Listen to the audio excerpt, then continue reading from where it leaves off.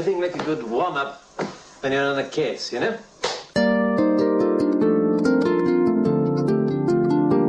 There are two kinds of people in this world, my friends. Those who, when they hear the name Pink Panther, think of a wafer-thin cool cat high on jazz, and those who think of the king of incompetent cops. I am off to Munich.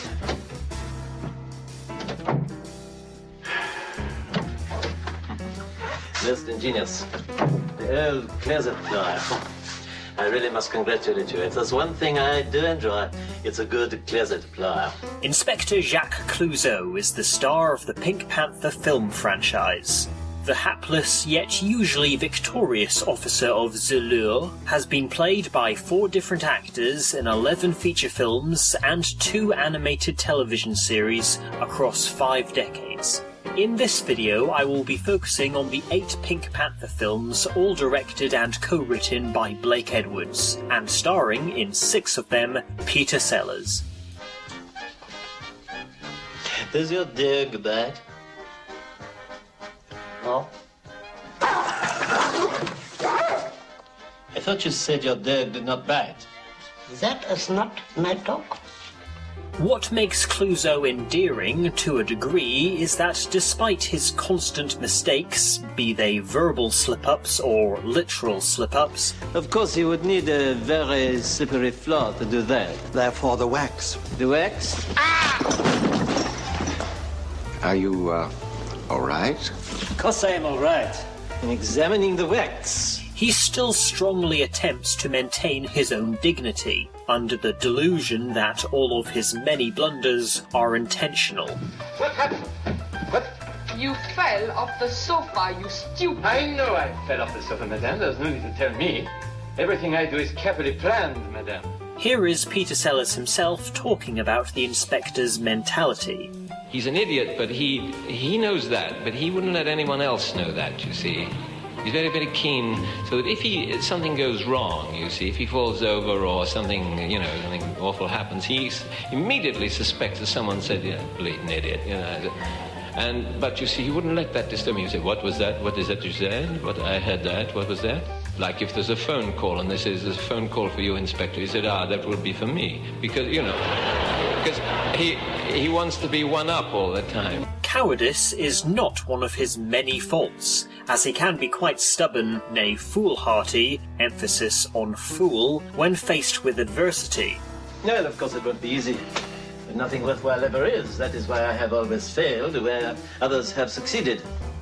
For me, the greater the odds, the greater the challenge. Highlighted in The Pink Panther Strikes Again, where given the knowledge that every assassin in the world is going to try and kill him, he still staunchly makes his way to the lair of the madman responsible, to bring him to the justice.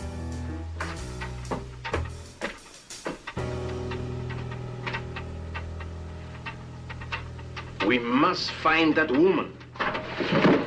Clouseau's life would have very likely ended with the film that gave birth to him had he been played by the actor originally cast to play him, Peter Ustinov. Ustinov left production of 1963's The Pink Panther shortly before filming began due to the actress, Ava Gardner, who was to play his on-screen wife, leaving due to the film's producers not meeting her demands. Therefore, Peter Sellers was a very last-minute replacement. At this point in time, Sellers had been a household name in Britain for several years, thanks to The Goon Show and the several films he'd starred in, but he was still quite unknown in the USA. When Sellers met Blake to discuss The Pink Panther, the two bonded over their love for slapstick comedians, and this resulted in Clouseau becoming a walking disaster.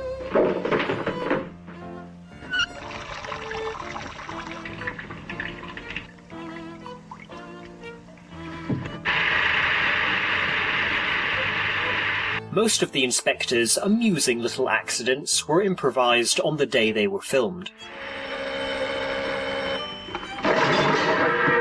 Physical comedy was definitely not Sellers' forte, unlike, say, Norman Wisdom, making Clouseau even more special on the actor's resume. Though I should point out here that most of Clouseau's big pratfalls were done by a stuntman.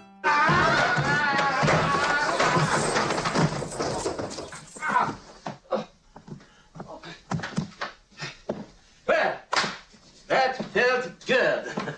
As a Frenchman speaking English, Clouseau's franglais dialect is a natural main trait of the character. But it wasn't until the third Pink Panther that his mispronunciation of words became a recurring unique feature, as it would prompt whoever he was talking to in practically every scene he appears in to question what he just said. There was some question as to whether the beggar or his minky was breaking the law. Minky? What? You said minky. That is correct, yes. You have received a bump upon the head. Pimp? What? You said pimp. Yes, I know that. There is something the matter with your fin. My fur? What? You said there's something the matter with my fur. Yes. Clear. Clear. What? You said it clear. Yes, yes. Do you have a rim? A rim? What? You said, do I have a rim? I know perfectly well what I said. I said, do you have a room?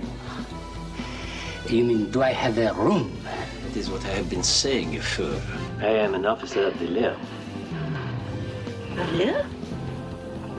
What? You said you are an officer of the law? That is correct. While he does have the outfit in every film, a trench coat, a tweeded trilby hat, and black leather gloves, unlike Columbo, who never takes off his raincoat, on average he only wears it in 3 scenes per Pink Panther, and is therefore usually seen with what lies underneath the trench coat. The trilby and trench coat do have a reasonable excuse for their lack of screen time, as in 3 of the films they are stolen right under Clouseau's nose. Another big reason he is mostly seen without his detective-type coat and hat is that he spends a lot of time going undercover. I hope you locate the trouble, monsieur. Madame, it is my business to look at trouble.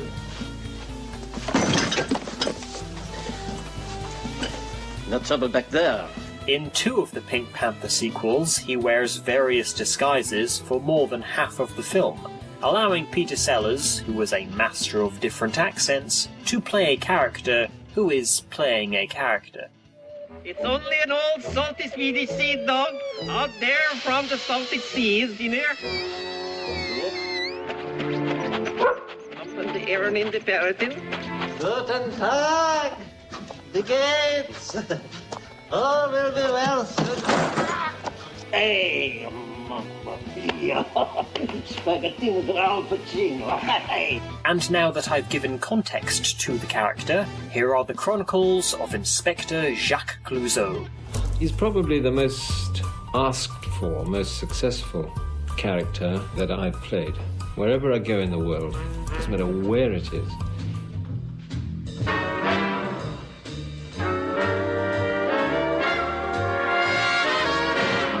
Clouseau has come to stay at a hotel in the Italian Alps, where he believes that the Phantom, a notorious diamond thief, is one of the guests. The chronically clumsy detective is correct, but unaware of the Phantom's true identity, Sir Charles Lytton, played by David Niven. After the film's release, the press had a field day with how Peter Sellers stole the Pink Panther from David Niven, the film's star. Clouseau is also completely unaware that he is being cuckolded by the very man he is determined to arrest, who is having an affair with his wife, Simone, played by Capucine. Darling. I'm so sorry. I was trying to kiss your foot. It's all right, my dear. Let me kiss your No, face. it's all right. The reason Clouseau correctly suspects the Phantom is in the hotel is because the Princess of Lugash, a fictional Middle Eastern country, is also staying at the hotel, and she is in possession of the Pink Panther, the largest diamond in the world. A joke which never resurfaced in the other Sellers-Edwards Pink Panthers is that Clouseau, a la Sherlock Holmes, likes to play the violin to relax, much to the distress of his wife's eardrums.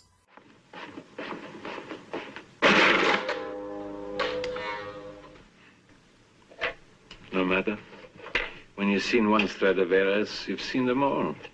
Eventually, Clouseau manages to put the pieces of the Phantom puzzle together thanks to Mr. Tucker, and discovering that he has been discovered, Charles flees the hotel, disguised as Clouseau. Sir Charles is our man. My every instinct tells me so. Careful, you fool. You realize his gun is loaded? At her villa in Rome, the princess, played by Claudine Cardinal, holds a fancy dress party, which an armoured Clouseau and Tucker attend, hoping to catch Charles stealing the diamond that is locked in a safe. You know, Mr. Tucker? Oh, it's my bureau, man. My hand. The reason Tucker is used as Clouseau's sidekick in this film is that his firm insures the Pink Panther. Making him a fellow detective would have perhaps made more sense to be assisting Clouseau with his investigation, as Hercule does in the next film.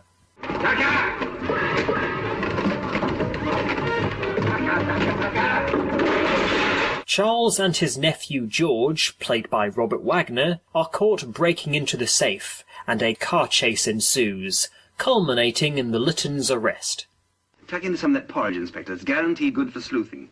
Well, I'm glad that you're enjoying yourselves, because you're going to be here for the next 20 years.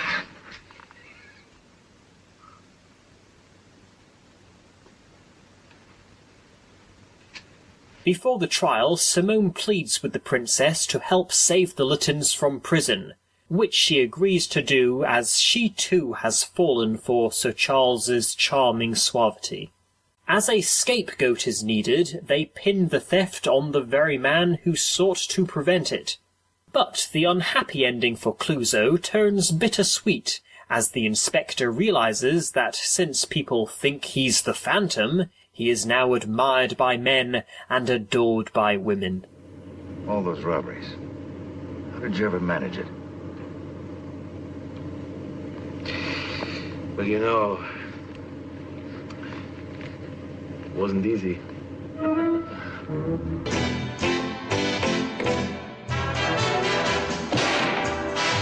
Peter Sellers had enjoyed working with Blake Edwards so much that before The Pink Panther had even been released, he asked the filmmaker to direct the next comedy film he had been cast to star in. Edwards agreed on the condition that he rewrite the screenplay and the leading role of the investigating magistrate, played on Broadway by a young William Shatner, be changed to Inspector Clouseau. This first of several sequels to The Pink Panther introduces 3 recurring characters. Clouseau's boss Dreyfus, played by Herbert Lom, whose irritation with the inspector's clumsiness develops from a twitching eye to pure psychosis. Just relax. Relax? With Clouseau loose in the world? You go about offering irresponsible suggestions like that, Doctor, and you better find yourself a good analyst. Sergeant Francois, Dreyfus's assistant, played by André Maran. And another thing! And Cato, who spends most of his screen time ambushing and fighting the inspector. Played by Burt Kwok, it is established in A Shot in the Dark that Clouseau, being a martial arts enthusiast, has hired Cato to attack him without warning, with the purpose of keeping his combat skills sharp, a sort of warped version of an intense physical trainer. It's the fin.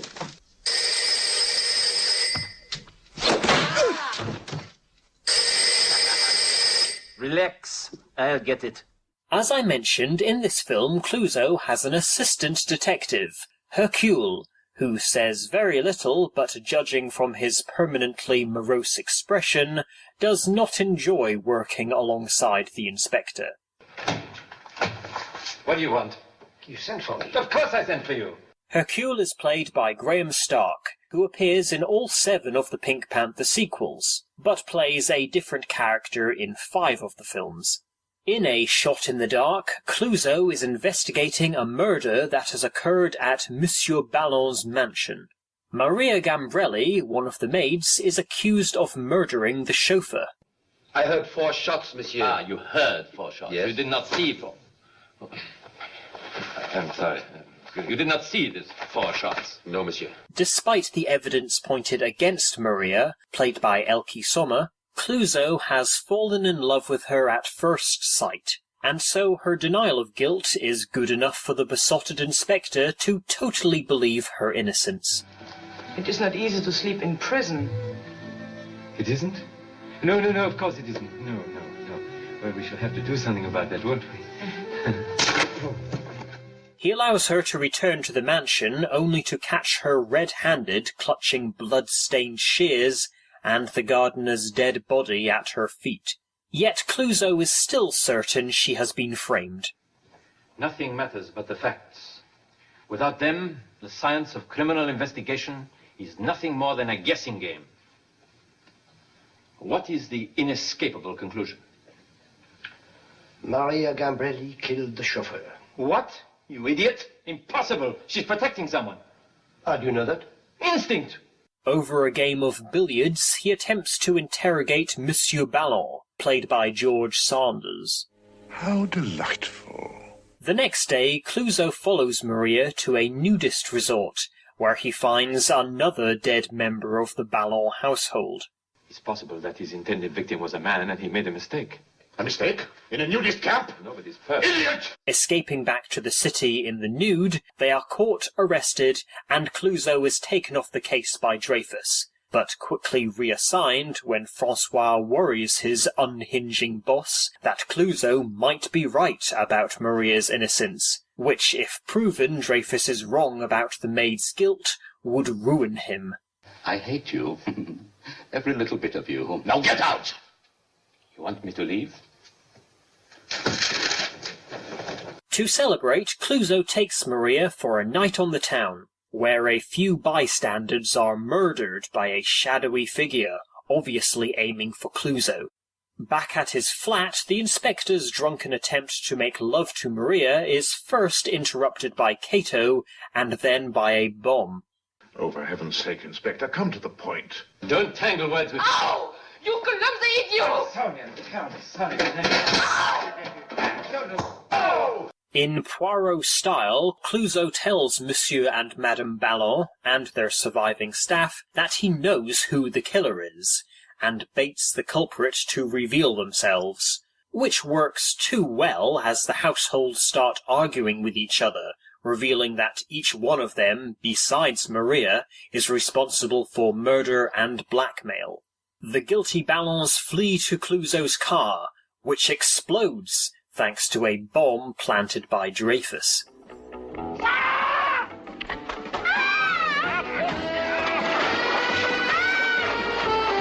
Despite the commercial and critical success of both The Pink Panther and A Shot in the Dark, by the end of the production, Sellers had vowed never to work with Blake Edwards again. What are you talking about? I was bloody awful up there.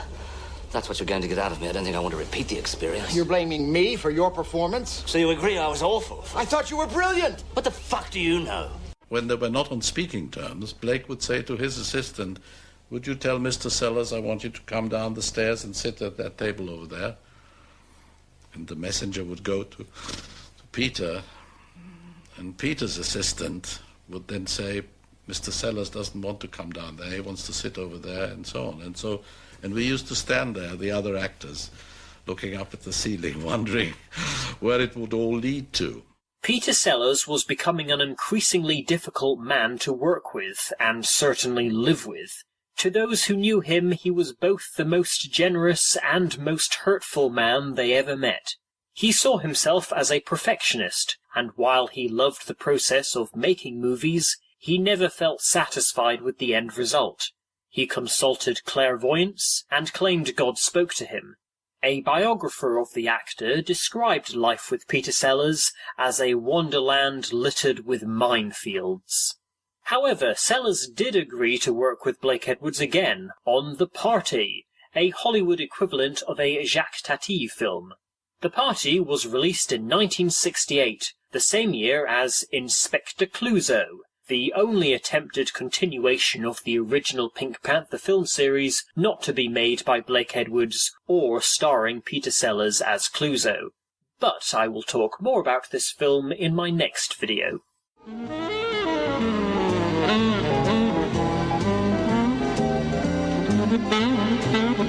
In the mid-1960s, Sellers was at the height of his celebrity, in his work and his private life. By the early 1970s, he was at his lowest due to his soured and scandal-ridden reputation, and with most of the movies he starred in bringing in low profits to the studios that financed them. Blake Edwards had also fallen from grace as a bankable film director, especially as the films he made had a habit of running well over budget and production schedule.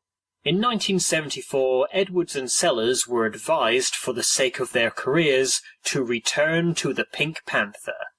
The diamond is stolen from its museum display in Lugash, and because of its fame and expense, the government demands that the detective leading the investigation should be the one who last recovered the Pink Panther.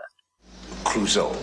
Clouseau now being a world-famous detective for solving the mystery of the missing diamond, he was sent to prison for stealing the Pink Panther. Granted, the real thief made it clear that he intended to strike again, which would have helped clear Clouseau's name. 11 years later, and Inspector Clouseau has been demoted to a policeman. The reason why is very clear as we watch him inadvertently allow a bank robbery to occur right behind him. City Ordinance 132R prohibits the begging. How do you know so much about city ordinances? What sort of stupid question is that? Are you blind? Yes. Oh, I see, yes. Immediately after suspending him, Dreyfus gets the order to reinstate Clouseau. Instinct. That rare ability to know immediately without having to stop and reason. And in my business, it can easily mean the difference between life and death. All right, I'll get it. Thank you. Yes, that split-second timing when instinct tells you that...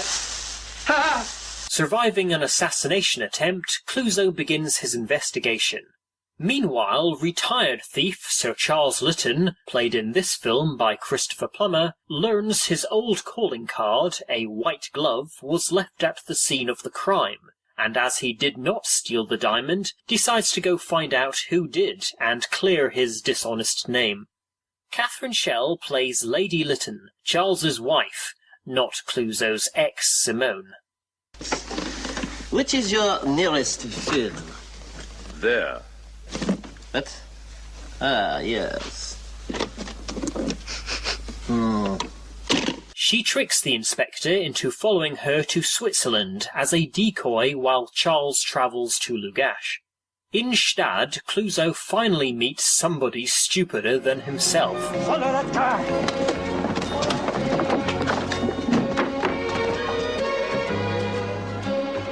This gag was recycled from A Shot in the Dark. Back to town! And was repeated again in Trail of the Pink Panther.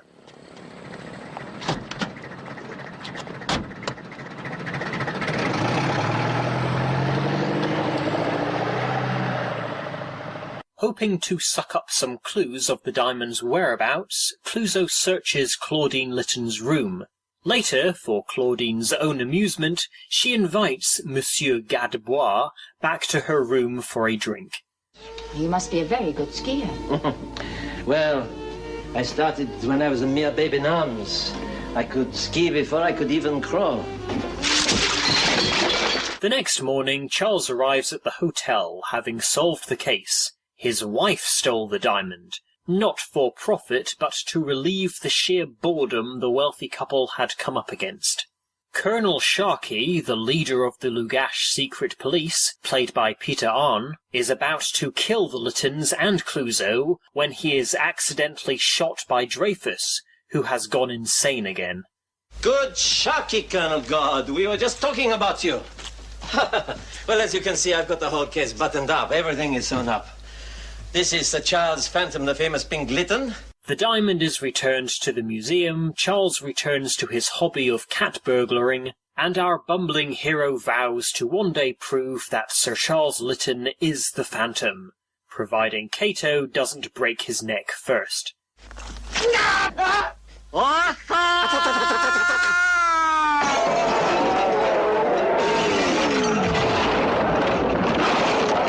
The Return of the Pink Panther was an international success, earning twice as much at the American box office as the first two films combined, and so a sequel went into production immediately.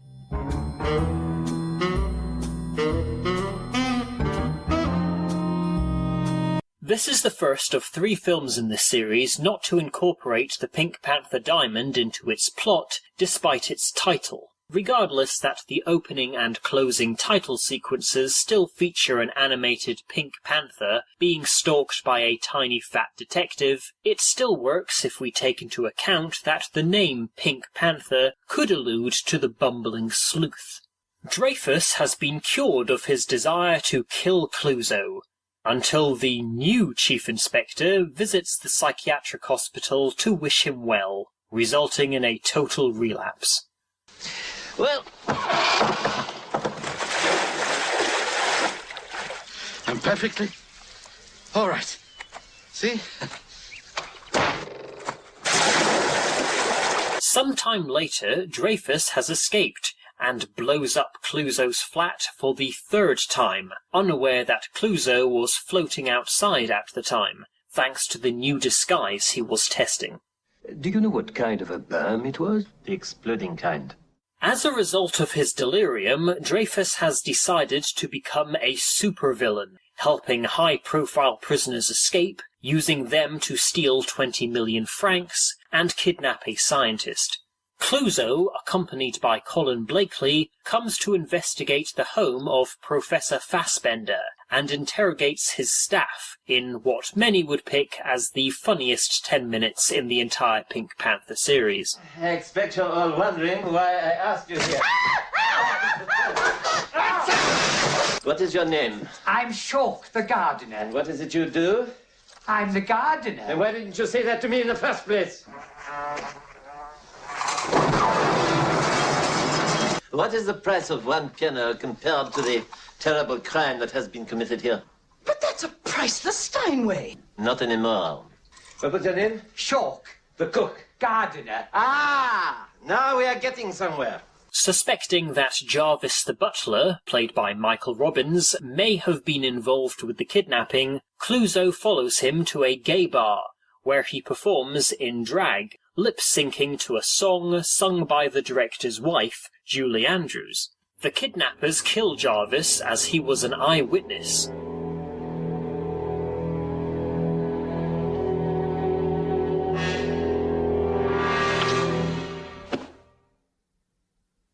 Meanwhile, Dreyfus broadcasts a threat to the world. He'll destroy buildings, cities, and countries with the machine he forced Professor Fassbender to build, unless Clouseau is killed. Why don't we take care of it ourselves, huh? Because you wouldn't stand a chance. Come on. You don't know Clouseau. He can't be that good. Yeah. Good? He is not good. He's terrible. Every nation sends their best assassins to terminate the moronic Chief Inspector. But while he is strolling through Germany's Oktoberfest, the special agents all kill each other.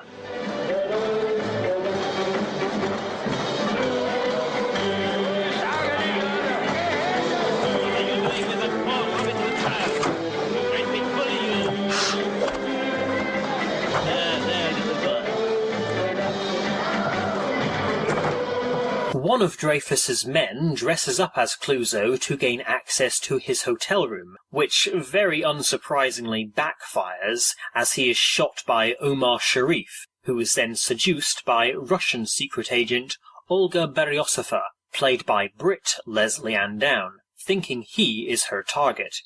The real and alive Clouseau returns to his room seconds after the Egyptian leaves, where Olga, still thinking she is talking to the same man, admits she was going to murder him until he seduced her. Come back to bed. Yes, of course. Into the bed, you know. And take off those so silly pajamas. You may rest assured you will never see these Cecilia pajamas again. Conveniently, the dead killer has a tattoo of a castle on his hand. Conveniently, Olga recognizes the castle at once and tells Clouseau where it is located. Conveniently, the castle is currently occupied by Dreyfus. While Clouseau tries to cross the castle's moat, Dreyfus cracks a tooth and sends for a dentist to come relieve his pain. Clouseau hears about this from a stoned Graham Stark, and one disguise kit later arrives to operate. Now then, let me see. Ow! What? My eye. Your eye? I thought it was your tooth. But it is my tooth! I wish you would make your mind up. I don't normally make castle calls in the middle of the night. During the surgery, both men become high on laughing gas, and Dreyfus is informed Clouseau is in the building. Just as a vengeful Dreyfus is about to nuke England, Clouseau, armoured up again, saves the day by inadvertently causing the machine to malfunction, after first falling into a pigsty.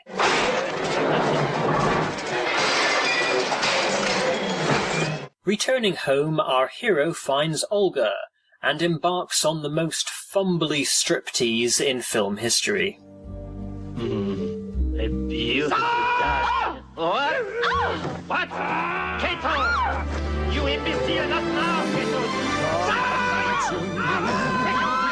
In its full unreleased edit, The Pink Panther Strikes Again ran for 2.5 hours. The studio made Blake Edwards cut it down to 100 minutes. With so much deleted footage, Edwards suggested that for the 5th film he include these scenes the public never got to see.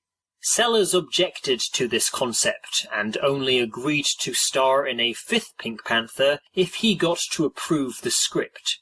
In fact, it's a wonder Edwards was willing to work with Sellers again, given the actor's mental health had continued to deteriorate due to his paranoia and temperamental temper.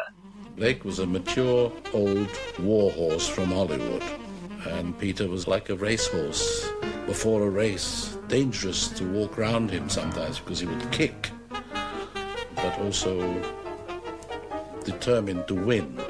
His belief in the paranormal was so derailing that he once demanded an entire train be repainted, as artificial green gave him bad vibes.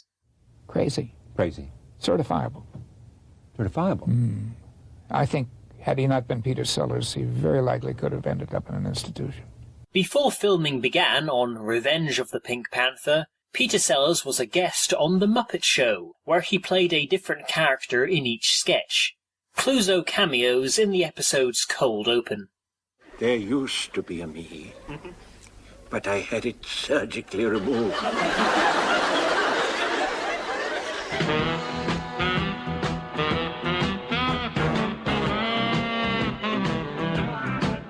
Robert Webber is the leader of a drug smuggling operation in France, who is informed that their New York connection has lost faith in his abilities to handle the business. To prove Duvier's organization is still a force to be reckoned with, Tony Beckley suggests they eliminate France's indestructible detective. Clouseau is trying out a new disguise from The Great Balls when Duvier's men make their move. Special delivery, a burn. Were you expecting one? A burn? Of course, Clouseau survives, and so the French mafia send Asian Obelix, played by a real-life martial arts expert, to break every bone in the Chief Inspector's singed body. Even the buff ninja is no match for Clouseau's unique brand of luck.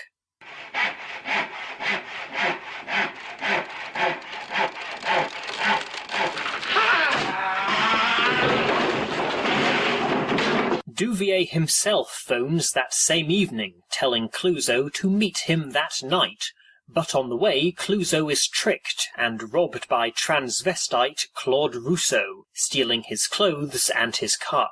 Rousseau is then mistakenly murdered by the mafia, while the real Chief Inspector is arrested by the police, thinking he is Rousseau, and taken to a psychiatric hospital.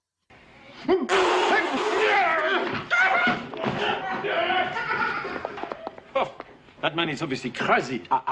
We do not use that word round here. Oh, what do you normally use around here? Now. He is very now, I can tell you that. Before Clouseau even arrives at the asylum, news has already spread across France that he is dead, and Francois has already been told that Dreyfus has already made a complete recovery, and the commissioner has already reinstated him to chief inspector to replace Clouseau. The French really knew how to get things done quick in 1978. Peekaboo. Despite looking absolutely nothing like his former boss in shape or size, Clouseau escapes the asylum by completely fooling the receptionist and Francois into thinking he is Dreyfus. Returning to his apartment, he finds Cato has already turned it into a Chinese brothel. Hope to meet you again sometime. And you, madame, and you two should be ashamed of yourselves. Meanwhile, Duvier tells Simone, his secretary and lover, played by Diane Cannon, that his wife has found out about their affair, and for the sake of his image as a respectable businessman, must end their relationship. As Simone knows too much, Duvier orders for her to be killed, which is thwarted when her abductor literally bumps into Clouseau and Cato, who were trying to break into the nightclub. When you have been killed as many times as I have, you get used to it, believe me. Once he reveals his identity as an officer of the law, Simone tells the chief inspector that a 50 million heroin deal between the French and New York godfathers of crime is happening in Hong Kong. This is overheard by Dreyfus as they have broken into his room to hide from Duvier's men. Aiming to bust the drug deal, our heroes travel to Hong Kong, where Clouseau first disguises himself as Fu Manchu and then pretends to be the New York mafia boss and succeeds in deceiving Duvier and his aides. 50 million francs and no bodyguard. Listen, Winnie, I take care of my body takes care of me. You know what I'm driving at, you know? Dreyfus chases Clouseau into a fireworks factory, leading to an explosive climax, followed by Clouseau being decorated by the president and going on a date with Simone. I call it the Silver Hornet.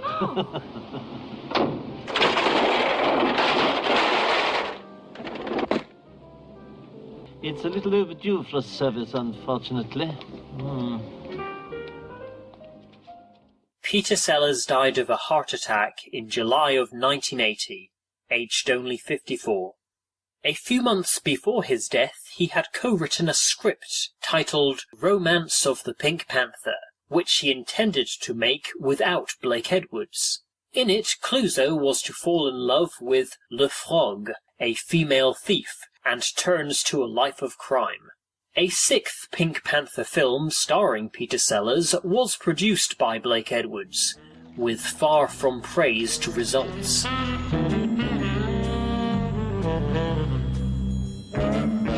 Returning to his original idea for the fifth film, Edwards filled the first half of Trail of the Pink Panther with deleted scenes from Strikes Again. The diamond is stolen again from its Lugash museum, and given how elaborate the theft was in Return of the Pink Panther, it is a very bad sign with just how undramatic and uninspired by comparison the theft in the opening of this film is. The cut comedic sequences include Clouseau purchasing his hunchback disguise from the Great Bulls, played by Harvey Korman. I want that nose to go with it. It is so revolting. It is a masterpiece. It is also Martha's own nose.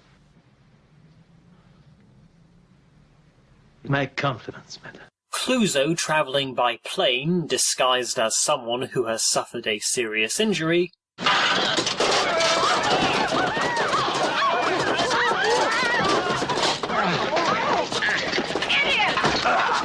And Clouseau being knocked out of a window by a careless maid. Twice. Do you have for me the Massage? I don't give massages. Don't you try the tricks anglais with me, monsieur.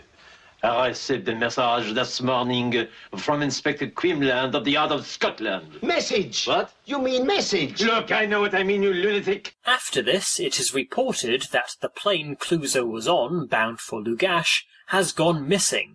This naturally means that every other passenger and crew member on board the plane has disappeared as well, but the film does not address this aspect of the tragedy. The second half of the film becomes a clip show, as Joanna Lumley interviews people who knew Clouseau, including Dreyfus, Cato, Hercule, Sir Charles Lytton, and his wife Simone.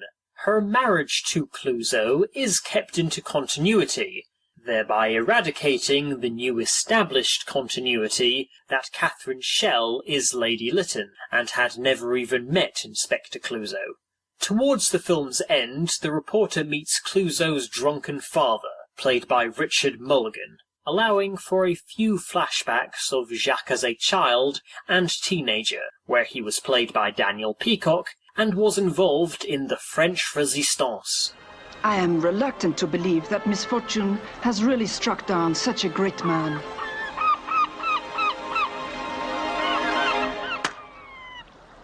Swine seagull.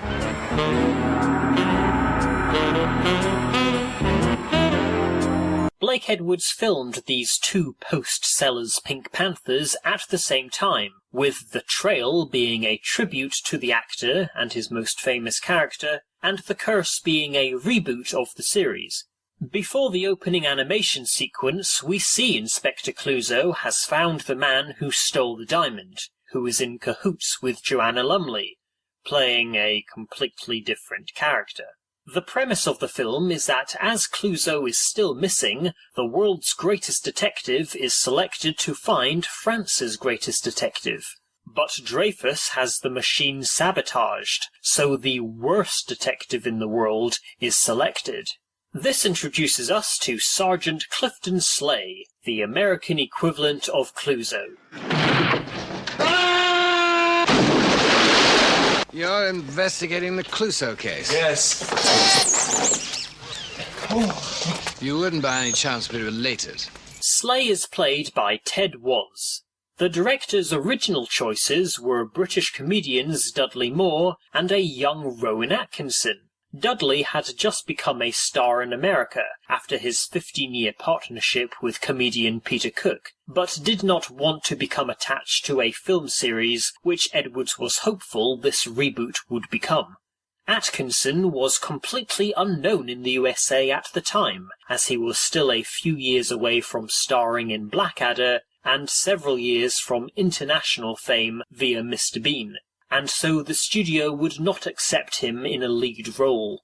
By the end of the film, Clifton, in typical Clouseau-esque luck, finds the inspector, who has had plastic surgery to resemble Roger Moore. Darling, Yes, my darling? you're smoking the wrong end. Yes, I knew that. You don't have to tell me I'm smoking the wrong end. Do you know why I am smoking the wrong end? No, darling, but I'm sure you got a very good reason. Right. I am smoking the wrong end because I have a very good reason. Though Clifton is none the wiser and genuinely believes this to be the Bond star. Have you ever seen this man before? No, I've never seen this man before in my life, never. It's Inspector Clouseau. Chief Inspector. That's Inspector Clouseau? Chief Inspector. Clifton reports to Dreyfus that Clouseau stole the Pink Panther diamond, had plastic surgery, and has since been killed. Meanwhile, the real ex-Inspector Clouseau discovers that the Phantom has struck again. Swine Phantom. The Curse of the Pink Panther was bombed by critics and at the box office, earning only $4 million of its $11 million budget. The response was very clear, and the planned sequel was scrapped. Until 10 years later, when Blake Edwards decided to have one last stab at continuing the Pink Panther franchise without Peter Sellers.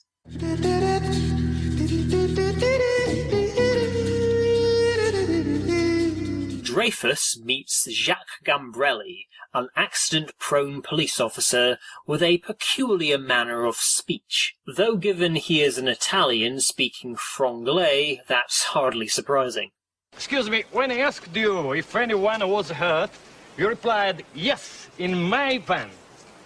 No, I said yes in the van, not in my van. No, you did not say yes in the van, not yes in the van. You said you did not say yes my van, not yes the van. Dreyfus naturally takes a big interest in Jacques, and soon meets his mother, Maria Gambrelli, played by the princess from the original Pink Panther. And from her he learns a secret she has not yet shared with her son. His father was Clouseau. Comedian and filmmaker Roberto Benigni was a star in his homeland, but not to the English-speaking world, and furthermore was not Blake Edwards' first choice to play the son of the famously flawed French detective. The role was also offered to Kevin Kline, Gerard Depardieu, and Rowan Atkinson. I must check if you are physically fit as a fiddle. The main plot of this final entry into Blake Edwards' Pink Panther series is that a princess is kidnapped and held for ransom by terrorists. She is eventually saved thanks to the bumbling but persistent Jacques Clouseau Jr.